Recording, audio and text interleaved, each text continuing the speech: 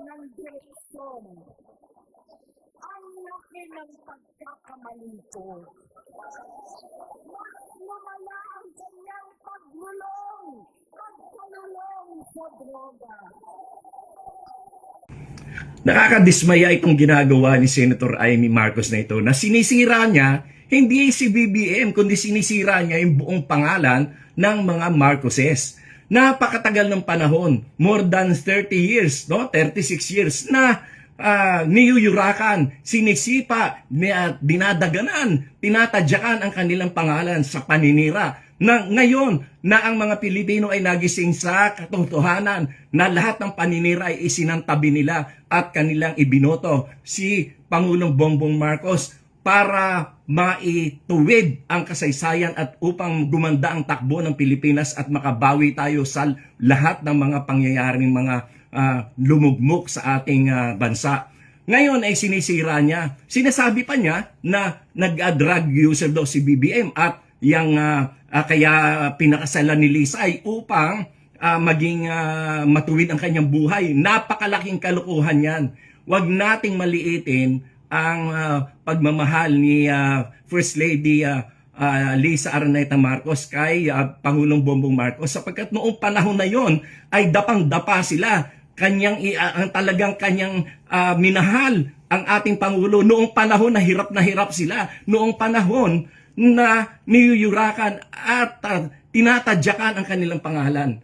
At noong panahon na yon ay wala sa posisyon si Pangulong Bongbong Marcos. Noong pinakasalan siya, nilalait pa niya, panlalait pa yung ginagawa ni Senator Amy Marcos. Nasaan naman ang kanyang utak? Sana napunta ang utak mo, Amy?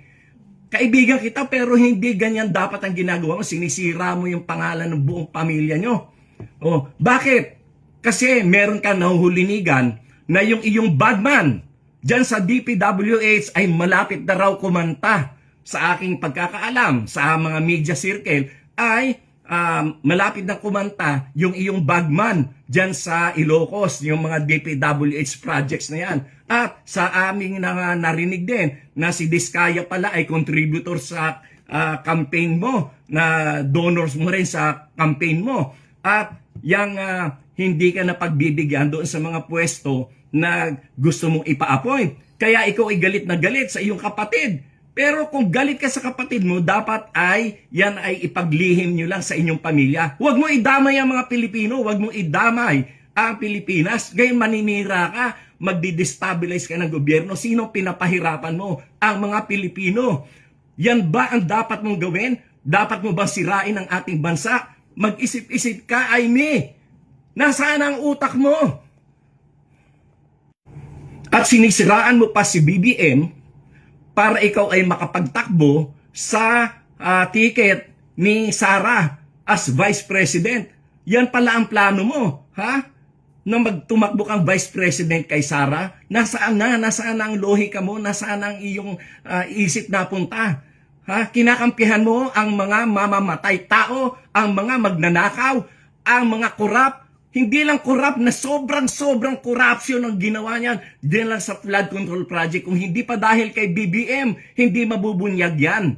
Tapos ngayon, ikaw pa ang kumakampi sa mga magnanakaw. Ano ka ba? Pambihira ang utak mo, Amy. Hindi ko malaman kung saan mo nakuha yung utak mo. Si Sara, walang kapanapanalo yan sa pagka-presidente. Kayo lang ang nagsasalita ng ganyan sapagkat kinukondisyon nyo ang isip ng mga Pilipino dahil takot na takot ang mga Duterte at ang kanilang mga tauhan na sangkot sa mga corruption. Takot na takot kayo na kayo ay makukulong na. Kaya yan ang inyong pinagsisintir. Kaya kayo ay kinakalaban at binabagsak nyo ang gobyerno ni BBM. Hindi kayo mananalo sapagkat nasa likuran ni BBM ang milyon-milyon na mga Pilipino na naniniwala na ang buhay natin ngayon ay mas maganda at mas may tinatahak na direksyon kaysa naman nung nakaraang panahon na wala talaga, na wala, sabog-sabog lahat. Kaya Amy, mag-isip-isip ka. Hindi ka namin papayagan dyan sa ginagawa mong yan. Sapagkat kami mismo, kami mga Marcos loyalist, kami mga taong mga Pilipino na naniniwala sa kagandahan ng ating demokrasya ang magiging kalaban mo. Hindi ka naman nanalo kahit kailan. Gusto niyong pag-resignin si BBM? Iilang piraso lang naman kayo na nagsasabi niyan. Takot na takot kasi kayo na malapit na kayong makorner, malapit na kayong makasuhan, malapit na kayong makulong kayo na mga kalaban ng politika sa administrasyong BBM. Nagsisigawan kayo, iilang piraso lang kayo gusto mag-resign, samantalang mas marami ang naniniwala at kumakampi kay Presidente Bongbong Marcos. Yung mga aligasyon niya ng mga adik-adik na yan, lumang tugtugin na yan, wala nang bumibili dyan. Kahit nga noon pang binabato yung issue na yan kay President Bongbong Marcos, ano nangyari? For the first time, a majority elected president ang ating naihalal for the first time. At for the first time, nagkaroon ng boto na pagkarami-rami ng 31 million plus. At yan ay kauna-unahang nangyari. At yan ay kahit sa kabila ng paninira kay BBM na siya ay adik, na siya ay kung ano-ano mga ibinato sa kanya, and still, ibinoto siya ng mga tao ng napakarami for the first time majority sa presidential election.